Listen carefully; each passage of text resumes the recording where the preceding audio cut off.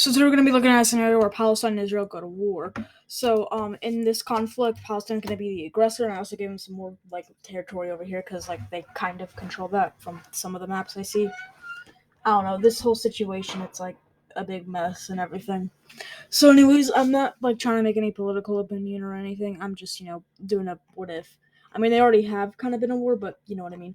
So it's a surprise attack. So Palestine is able to dip into this part of Israel, mainly in the southern part, and they start taking over lots of military-bound land. Um, the capital of Israel. I'm sorry that I never know capitals. Jerusalem. I know it's Jerusalem, but I don't know where it freaking is. I'm just great, aren't I? So Jerusalem is extremely close to Palestine. So it's so if you don't know, yeah, Jerusalem, it's right here. So Palestine instantly goes for a bit of an encircling movement and is able to encircle Jerusalem, and they start to encircle the city. And I know people are gonna say Israel is way more powerful, but Palestine has the military advantage because they surprise attack. So after some land is taken from Israel, and after some spearheads come in through Palestine's other controlled territories, Israel's finally ready to start their own fight.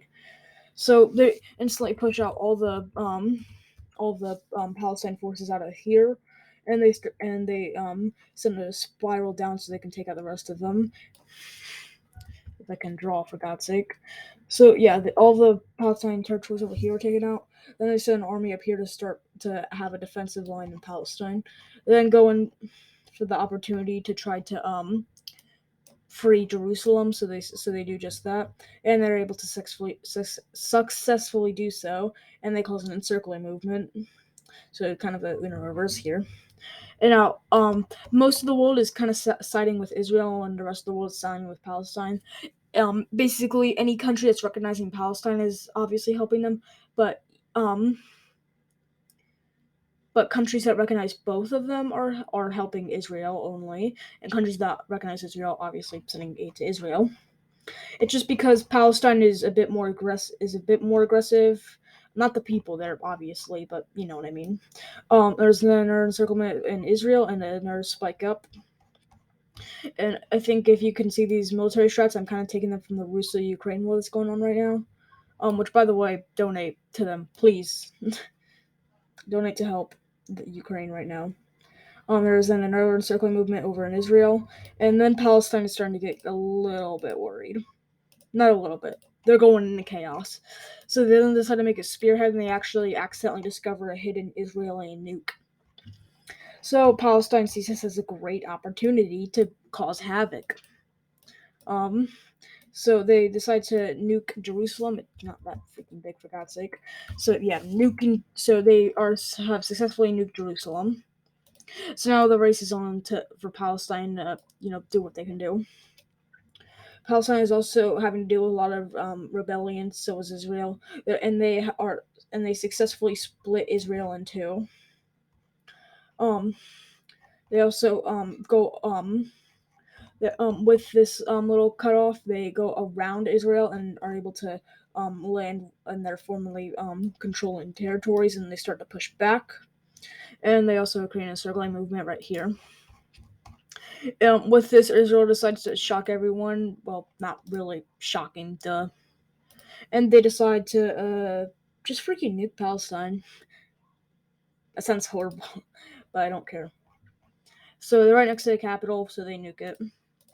So now the world's kind of mad at both of them because they both kind of just nuked the capitals. Israel's able to make the push, and that's not transparent. Great freaking going. They're able to encircle and take their capital and start a spearhead down here to encircle this part. And they start taking back more and more land. And then cause another encircling movement. So there's a lot of encircling movements, and then they split this part of Palestine into two and slowly start to encircle it, and they eventually take it out. Send more forces down here to travel up through the south of Israel so they can punch through, and they start to take it out. And invasion is successfully wiped out. Over in northern Israel, the split is broken, and then they squeeze out Palestinian forces and they start their push up. So now Palestine is starting to conscript people into the army, and that leads to and after a little bit of a push from Israel in the north to take back some territory, there's a stalemate. Israel is able to push up into here and causes a front line. So then they all end up in a stalemate for about a few years until something finally happens. Israel is able to cause an encircling movement and takes this out. Northern Palestine troops are sent down to deal with it, so there is another front line, but this causes another encircling movement in mainland and the north of Palestine, and they start squeezing and squeezing in. The Palestine forces don't really do too well, and they are taken out.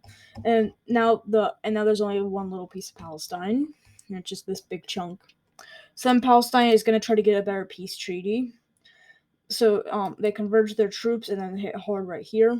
They also hit another spearhead right here, and they basically just kind of do like little like spearheads throughout all their controlling territories. With these though, they use most of their resources, and they do one final big push to get through here. Now they're basically just what bug looks like that, and they're then able to make a little antenna. So yeah, Palestine is now pretty much completely done for, considering that they just used everything they had. And with this, Israel gathers their forces and squeezes them back in. And now let's get to the final battle for Palestine. So let's get pretty close up. So I usually do this with all of my videos, so yeah, this is normal. Israel starts their push in, and they cause a little encircling movement over here. The government vows not to surrender until Israel surrenders and gives up. Israel obviously isn't giving up because they're gonna freaking win this. Israel causes a spearhead taking out this part of this remainder of Palestine, and then there's even more encircling movements, and then it's finally over. So if we can get a big zoom up right here on Palestine, the government of Palestine is right here. So now it's Israel's time to push through. It's a very bloody battle. They throw all their forces at Israel, but Israel, obviously one of the most militarized country in the world, is eventually encircled. The areas around it are encircled. This part of the remainder of Palestine's encircled. There's another encirclement. That's a lot of encirclements. Jesus Christ, this is a mouthful. And eventually, after about a 2-month battle, it's finally over. So, we're gonna draw a freaking peace treaty. Yeah. So, peace treaty time. So, what's gonna happen here? It's actually pretty simple. And it's a bit different from my previous peace treaties, but I think you can guess. Israel finally has their dream. What they were supposed to get post World War II. They get all of Palestine, and they fully take the Holy Land. After all the attempts, and all the times that the Jews have been invaded, like through the Parthians and the Crusades to attempting to save them, they finally are freed. Most of the Palestinian citizens escape they escape up through Turkey and then go to reside in safer Muslim nations. And yeah, that's pretty much the entire video. This wasn't supposed to be political because I know there's a lot of politics around this. Please God. So yeah, Israel winner. I did this because more militarized and stuff. But yeah.